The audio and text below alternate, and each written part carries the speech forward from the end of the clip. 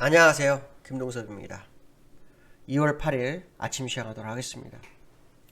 오늘 끝난 미국 시장은 혼조세로 마감을 했죠. 다우는 보합? 거의 보합이죠. 약간 플러스 났지만. 그다음 나스닥은 0.6%? 0.5% 정도 하락해서 마감을 했습니다. 미국은 기술주 중심으로 하락을 했죠. 펠로톤이라는 기업이 상승을 했지만 다른 기업들은 별로 큰 영향을 미치지 못한 시장의 모습이었다라고 보시면 되는데요. 미국은 제가 어제도 지난주에도 말씀드렸지만 실적과 그 다음에 인플레이션 두 가지가 문제가 된다 그랬죠. 일단 실적은 지난주로서 일단 끝났을 확률을 열어두고 보시라라고 얘기를 했을 거예요. 보통은 한 달 반 정도 실적이 발표가 되는데 주요 기업들은 보통 3주 안에 다 나옵니다. 그 이후에도 뭐 기업들이 나오긴 하지만 아주 큰 기업들, 시장을 이렇게 크게 움직일 기업들이 한 80% 이상은 3주 정도 안에 다 나오는데 지난주로서 3주가 끝났어요. 이번에 4주차가 들어가는 거죠. 4주차가 들어가니까 당연히 기업 실적이 다를 수 있죠.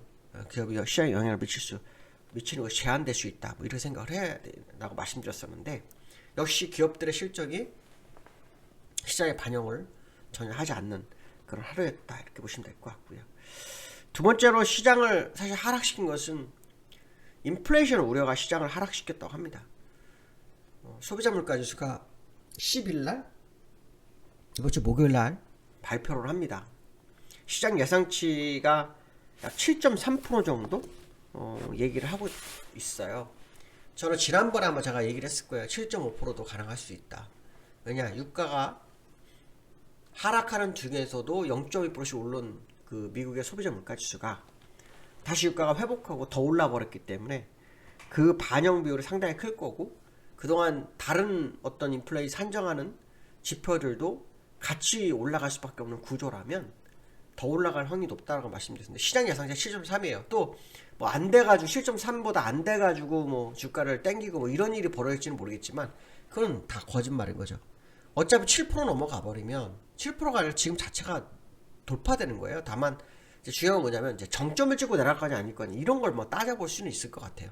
근데 지금은 뭐 정점을 찍을 만한 상황이 아닌 것 같고 계속 유가가 상승하는 과정이라면 소비자 물가 지수는 더 높아질 수 있다는 생각을 해봐야 되겠죠.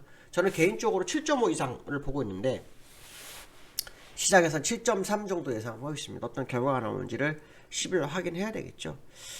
시장에서는 1990년 이후에 가장 가파른 통화정책인 긴축이 시장의 긴장감으로 작용하고 있다고 합니다. 그러니까 아마도 지금 시장에서는 그 금리 인상 횟수를 상당히 중요하게 여기고 있는 것 같은데 연방기금 선물시장에서는 올해 5차례 인상 가능성이 가격에 반영되고 있다. 뭐 이런 얘기도 있습니다.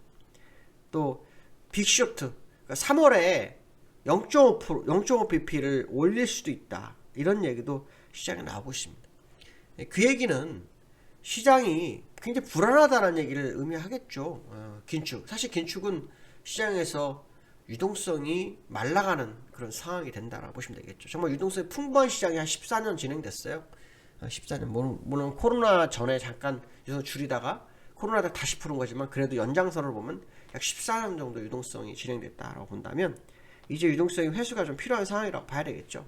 아까 제가 3월에 금리 인상 0.5bp 정도 가능성이 제기되고 있다 이 말씀을 드렸었는데 이거는 가능성이 있다고 봅니다. 왜냐하면 우리나라처럼 미국 그 시장보다 작은 시장에서 금리를 3번을 올렸어요. 그리고 그 기간은 6개월이 지났죠.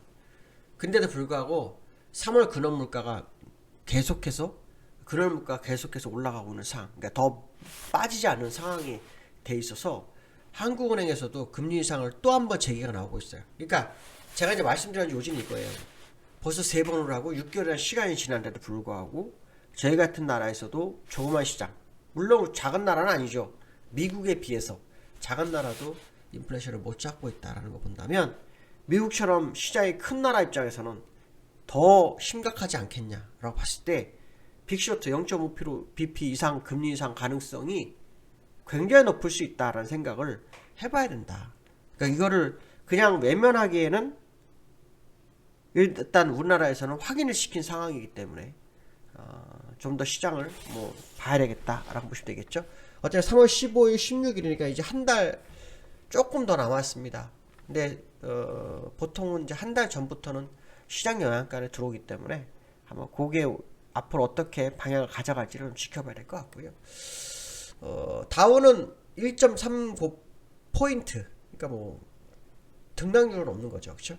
나스닥 같은 0.58% 정도 하락을 했네요. 나스닥 미니 같은 경우에는 우리나라 끝날 때 0.2% 정도 플러스였는데 0.86% 하락해서 끝났네요. 차트를 좀 보겠습니다. 다우는 여전히 뭐 큰 변화는 없죠. 큰 변화 없습니다. 월봉 상황으로 보면은 분산이 맞을 거라고 본다면 이제 시장 영향이 분명 올 것 같은데 한번 좀 지켜봐야 되지 않을까 말씀 좀 드리고 싶고요. 그다음에 나스닥도 좀 보실 필요성이 있겠죠. 나스닥도 뭐 큰 변화는 없어요, 그렇죠? 지난번 25일선 지지력을 보이고 움직였던 모습인데요. 일봉상으로는 다시 여기 막 떨어지는 상황이라서 오늘 밤 미국이 추가 하락을 하면 지난번 저점을 다 깰 확률이 높아요. 오늘 밤 아니라 한 하루 이틀 사이에 추가 하락이 좀 커져버리면 깊은 하락이 있을 수 있다는 어떤 기술적 분석이 좀 보이는 차트의 흐름이다. 뭐 이런 얘기 해드릴 수 있을 것 같습니다. 자, 두 번째로는요, 국제유가 전문가들이 배럴당 150불 가능하다. 뭐 이런 얘기 나옵니다. 아까 제가 유가가 올라가서 소비자 물가 지수가 지금 변화가 있다. 뭐 이런 얘기를 했는데 지금 이 얘기가 나오고 있어요. 국제유가가. 국제유가는 보통 이제 브렌트율을 많이 얘기하죠. 저는 세부 텍사스 중진율을 많이 하는데 왜냐면 미국에서 생산하는 거니까 그쪽이니까요.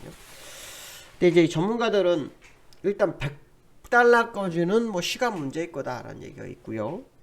150달러도 가능하다 얘기하는데 그 골드만삭스에서는 그 목표치를 100불 제시했고요.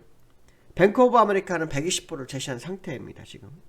근데 이제 여기서 중요한 건 뭐냐면 이 유가는 수요와 공급에 의해서 변화가 오죠. 수요의 증가가 예상이 되고 있다고 합니다. 그러니까 코로나 때문에 침체됐던 경제가 코로나 이전 수준으로 올라오는, 그러면서 그동안 수요가 줄었던 게 코로나 이전 수준으로 증가하게 되는 상황이 발생하고 있고, 지역적 리스크는 우크라이나 침공, 그렇죠? 우크라이나 침공 가능성이 뉴스를 쭉 보다 보니까 올림픽 이후 전후, 그러니까 올림픽 끝나는 전후 언제쯤일 거라는 얘기 굉장히 많아요. 근데 그 가능성을 좀 열어두고 봐야 되겠죠.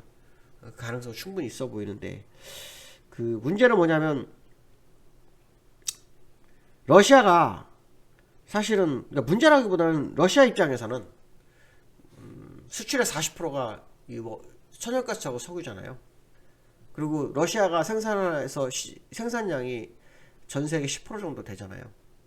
그러니까 러시아 입장에서는 그거를 팔지 못하거나 수출을 못하면 경제가 굉장히 위축될 텐데 어떻게 할지 좀 봐야 될 것 같습니다. 러시아가, 근데 문제는 푸틴이 한번 결정하면 그걸 밀고 가는 스타일이라서 어떤 결론이 날지는 좀 지켜봐야 될 것 같고요. 또 예멘 반군이 얼마 전에 아랍에미레이트 공습을 한 적이 있어요. 이런 어떤 지정적 리스크가 시장에 영향을 미치고 있다라고 보는데, 자세히 들여다보면 전 세계 수출국인 러시아가, 그러니까 큰 수출국인 러시아가 좀 어려움을 겪는 사이에 미국은 생산량을 늘리는 황당한 일이 좀 벌어지고 있거든요.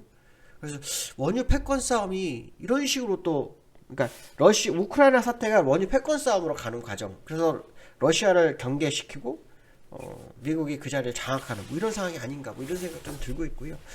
지금 뭐 일봉으로 보면은 93불까지 다 밀리는 그런 상황인데 월봉으로 하면 불필성이 있죠. 월봉으로 보면 다 돌파가 된 상태예요. 그래서 큰 문제가 없다 그러면, 지금 여기가 지금 저항대가 온 이유는요, 요거에 대한 부분이거든요. 근데 이거는 두 번밖에 없었어요. 두 달.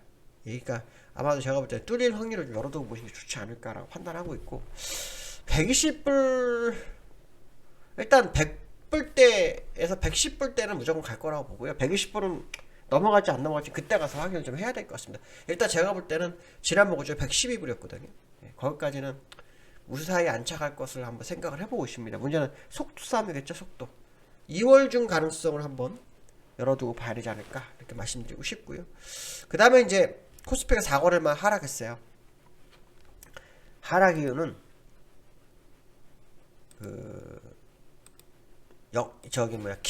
기관의 매도. 그러니까 기관이 어떻게 8,300억을 매도했거든요. 기관이 매도해서 주가를 끌어내리는 상황이었다. 이제 개인만 사는 상황이었는데, 이 LG엔솔의 영향이 굉장히 큰 것 같다는 생각이 많이 듭니다. LG엔솔이 이제 상장이 됐는데, 이 LG엔솔이 지금 모회사보다도 더 커졌어요. 등치가 더 커졌는데, 모회사 LG화학 같은 경우는 뭐 한 47조 시가총액. 근데 얘는 이 LG엔솔은 126조 정도 되나 봐요. 근데 이제 중요한 것은 뭐냐면, 시가총액 상위 종목에서 2위가 돼버리다 보니까 기관 입장에서는 포트를 늘려야 되는 상황이 오죠. 근데 포트가 지금 없죠. 거의 2%밖에 안 되잖아요. 연기금 같은 경우에 연기금 같은 경우는 6% 정도 해야 될 거예요. 6%, 5%? 뭐 큰 기업 같은 5% 정도 해서 5%, 6%. 그러면은 지금 매수한 게 한 3조 5천이니까 한 2조에 3조는 더 산다는 얘기죠. 2조에 3조를 더 살라 그러면 그 돈을 신규로 투입할까요? 아니면은 기존에 있는 자금을 분산했는 걸 약간 모아서 할까요? 분산한 거 모으는 게 높겠죠. 그러니까 결론적으로 말하면 기관들이 매도해서 주가가 빠지고 NG엔솔을 사면서 코스피를 올리고, 코스피가 지금 코스피 200이 코스피가 있는데요. 코스피는 LG엔솔에 포함되어 있지만 코스피 200에는 아직 들어가지 않은 걸로 지금 알고 있거든요. 그래서 코스피는 LG엔솔이 받쳐주고 코스피는 다른 종목들이 내리고, 뭐 이런 상황이 좀 연출된 거 아니냐, 뭐 이런 생각도 해봐야 될 것 같습니다. 어쨌든 기관들의 매도가 여전히 남아있는 거 아니냐라고 판단을 한 번쯤 해봐야 될 것 같습니다. 기술적으로는 일단 양봉이 나왔지만 좀 더 시간을 두고 확인해 볼 필요성이 있지 않을까, 이렇게 말씀드리고 싶습니다. 오늘 여기까지 하겠습니다. 감사합니다.